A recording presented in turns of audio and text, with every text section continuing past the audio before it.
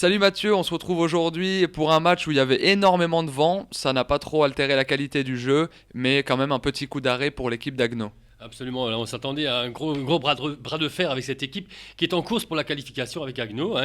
Il faut savoir que Couche, cette équipe bourguignonne située entre Beaune et Le Creusot, à peu près, voilà, dans ces environs, c'est une équipe qui est ancienne au niveau du terroir du rubistique bourguignon. Et ils ont toute la qualité qu'il peut y avoir pour une équipe, c'est-à-dire la force, la puissance, le jeu développé aussi. Et on va voir qu'Agno n'est pas en reste. On avait ciblé ce match en disant c'est le match qui va permettre de nous qualifier pour la suite du championnat de France. Et c'est là où ça va être très très dur, puisque d'entrée, le bras de fer va tourner pour cette équipe puissante. Regardez le numéro 20 par exemple, là, Bourguignon, c'était des joueurs qui sont venus avec des réelles intentions de jeu. On va voir que le vent n'a effectivement pas altéré les transmissions. Haguenau cherche à développer du jeu au large. Il fallait essayer de déplacer cette équipe puissante sur les extérieurs, ce qui va être fait malheureusement. Là, même la puissance de Louis Kern et tout ça, il va falloir maîtriser le ballon.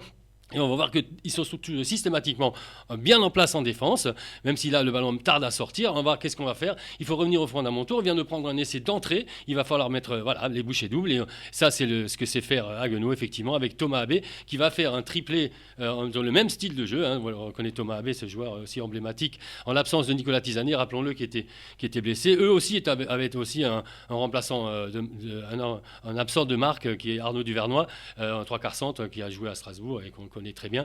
Et donc voilà, Kevin Fontaine, malgré le vent, on l'a vu, a réussi à valider les 2 points supplémentaires pour la transformation de l'essai. Et là, de nouveau, comme dit, on est revenu à des fondamentaux, il fallait revenir au score.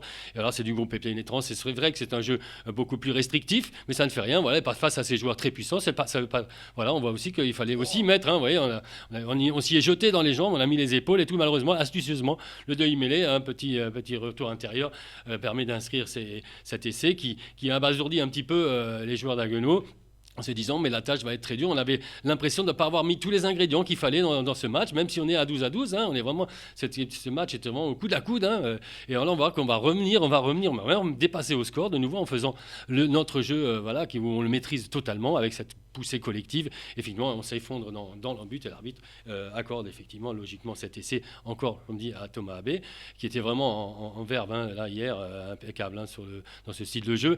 Alors on va voir que successivement, regardez, le vent continue à souffler, toute la partie ça a été et voilà. Donc, ils ont aussi des arguments devant, des joueurs puissants.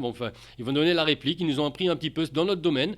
On s'y attendait effectivement que cette équipe bourguignonne sait pratiquer tous les rugby. Elle n'a pas de défaut. Elle sait jouer devant, derrière. Voilà. L'arbitre accorde un essai de pénalité. Donc c'est un essai à 7 points. On n'a pas besoin de le transformer. C'est les nouvelles règles effectivement. C'est-à-dire qu'il y a eu à un moment donné un anti-jeu, un effondrement juste avant d'arriver à la ligne. Et effectivement, et là on va commencer à avoir le doute. Donc multiplier les fautes.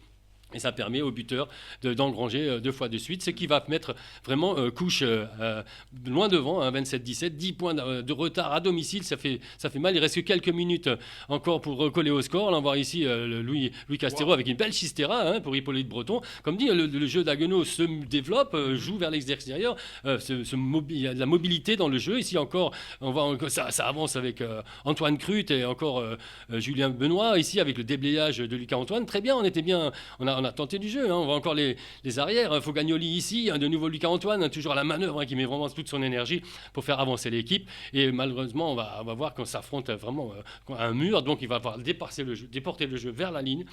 Et là, de nouveau, ce groupe pénétrant d'école. Alors, ce sera plus Thomas Abbé, mais c'est bien Louis Kern, un joueur aussi très très vaillant, qui est vraiment Tisanet est le mentor de ces joueurs-là. Et on va voir que voilà, ça va faire un petit peu moins mal à la tête avec la transformation de Kevin Fontaine, toujours avec ce vent. Donc voilà, 24-27, la messe est dite.